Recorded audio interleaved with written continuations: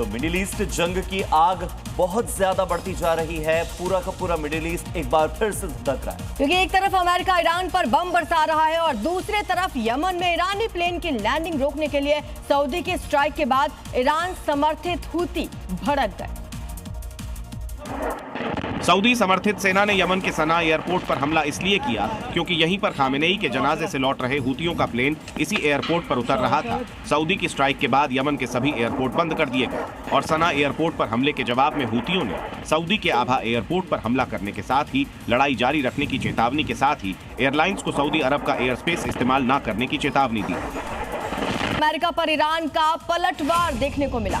अमेरिकी सेना पर IRGC का हमला, सऊदी अरब के आभा इंटरनेशनल एयरपोर्ट पर यह अटैक किया गया। बैलिस्टिक मिसाइल और ड्रोन से ये हमला किया गया।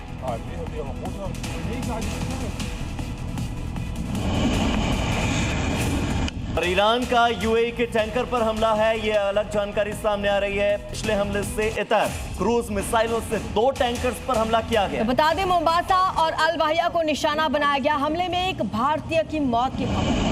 हमले में 6 भारतीय समेत 8 लोग घायल बताए जा रहे हैं। तो एक भारतीय की मौत, जबकि हमले में 6 भारतीय समेत मिलाकर 8 लोग घायल हैं और निशाना बनाया गया है अल वाहिया और मोम्बासा को। तस्वीरें यूक्रेन के जापोरिजिया इलाके की हैं, जहां फ्रंट लाइन शहर ओरिखोव पर रूस के हमले के बाद भयंकर धमाके के साथ आग का मशरूम उठा और उसके बाद पूरा इलाका धुएं से भर गया। यूक्रेन पर दागे गए FAB-3000 ग्लाइड बम 300 मीटर के दायरे में तबाही मचा सकते हैं और 1200 मीटर तक मलबे फैल सकते हैं। ये गाइडेड बम काफी दूरी से दागे जा सकते हैं और ये ग्लाइड करते हुए अपने टारगेट के पास पहुंचते हैं।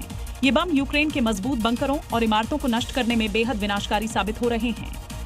अमेरिका ने ईरान पर हमले में पहली बार ड्रोन बोट्स का इस्तेमाल किया। इसने ईरान के नेवल बेस पर अटैक किया और पनडुब्बी को तबाह कर दिया। इन हमलों के साथ ही अमेरिका ने एक बार फिर से ईरान की नाकाबंदी करना शुरू कर दिया है।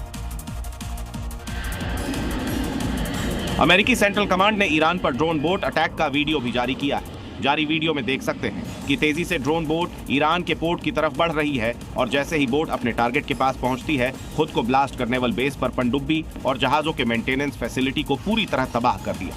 तनाव की वजह से हॉर्मुज में खतरा बढ़ गया है क्योंकि ट्रंप ने ईरान पर हमलों के साथ ही नाकेबंदी भी शुरू कर दी है। साथ ही हॉर्मुज से गुजरने वाले सभी माल पर 20% के हिसाब से भुगतान की बात कही है, जबकि ईरान का कहना है कि किसी भी कीमत पर हॉर्मुज में अमेरिकी दखल बर्दाश्त नहीं है। इसी बीच ईरान को लेकर डोनाल्ड ट्रंप ने बड़ा बयान दिया था। ईरान पर जोरदार हमला हमारा जारी है। डोनाल्ड ट्रंप ने कहा है कि ईरान पर हमला आगे भी जारी रहेगा। हॉर्मुज को अपने नियंत्रण में हम ले रहे हैं। अमेरिका हॉर्मुज स्ट्रेट को अमेरिका नियंत्रण में लेना चाहता है। तो ईरान पर एक बार फिर से हमला किया गया है। बता दें, ये तीसरी रात है जब लगातार अटैक किया गया है और इसी बीच ये बड़ा बयान डोनाल्ड ट्रंप का, कहा आगे भी हमला जारी रहेगा। डोनाल्ड ट्रंप का कहना है कि हॉर्मुज स्ट्रेट में ईरान के लिए नाकेबंदी लागू कर दी गई है और हॉर्मुज पर कंट्रोल अब अमेरिका का होगा।